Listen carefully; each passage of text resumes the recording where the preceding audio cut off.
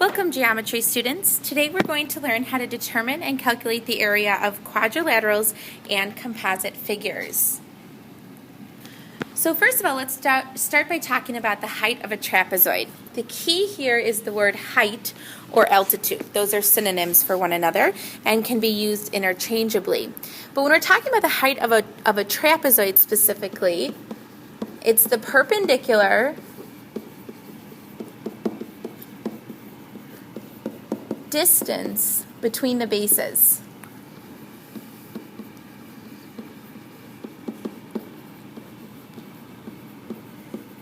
So the key is when you're looking for the height of any figure, you want to make sure it's not a slant height, but instead an actual height that makes a perpendicular or right angle with both bases. The area of a trapezoid can be found by calculating 1/2 the product of the height and the sum of the lengths of the bases. So we write that formula as A equals 1/2 the height times the sum of B1 plus B2, where B1 and B2 are the bases.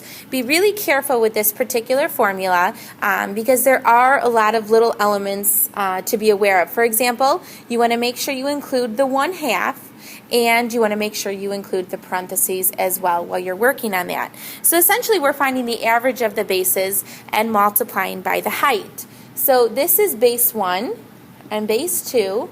Keep in mind the height has to make the perpendicular distance between the two bases. So just watch that you use that right angle height when calculating the area of a trapezoid. Example 1 says that to prevent beavers from damming a drainage pipe, the trapezoid-shaped fence shown is placed at the pipe. Approximate the area of the enclosed fence. Well, the first thing we need to do is recall the formula that would be important to use for this particular problem. Since we're finding the area of a trapezoid, the area is equal to 1/2 the height times the base 1 plus base 2. So when we have our formula, now we need to use our picture to find what goes where. So area equals 1/2. Well, the height in this particular problem, be careful.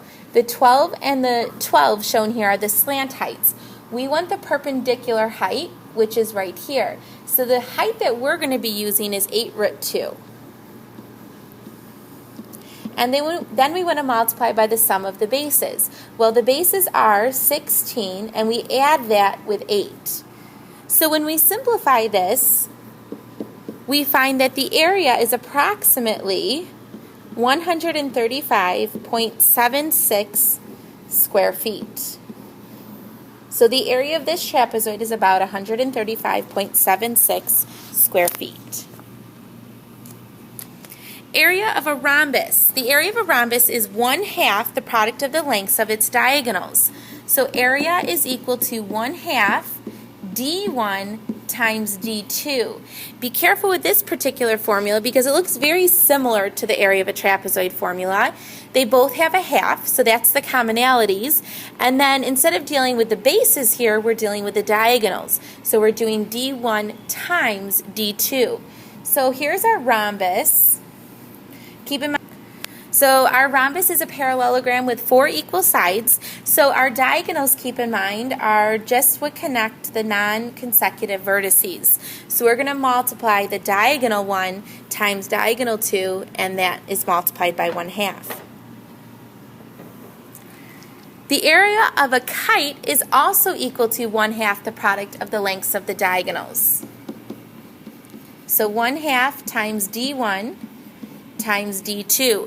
A common mistake is to use the wrong symbol here. We want to make sure we're multiplying the diagonals and not adding. So when we're dealing with a trapezoid, we have addition there when we're adding the bases. But when we're dealing with finding the area of a rhombus or the area of a kite, you want to make sure you're doing half the product of D1 times D2. So recall that a kite has 2 pairs of consecutive congruent sides. So when we do this, once again, we're using the diagonals. So here would be our D1, and the length of the other diagonal would be our D2. Example 2 says to find the area of a rhombus. We need to recall the formula. Area of a rhombus is the same as the formula for the area of a kite. So 1/2 d1 times d2. Now looking at this picture, they tell us that this length, QT, is 8 units. So we need to think about what we know about the area of what we know about a rhombus. And if you recall from what we learned about parallelograms, they bisect, meaning the diagonals bisect each other. So if you look at this, if we know QT is 8 centimeters, we also know TS is 8 centimeters. So our first diagonal is a length of 16. Since the other diagonal bisects the other, we know that PT is the same length as TR. So each of these are 11 units. So our second diagonal is a total length of 22 centimeters. When we multiply this, we find the product to be 176 centimeters squared.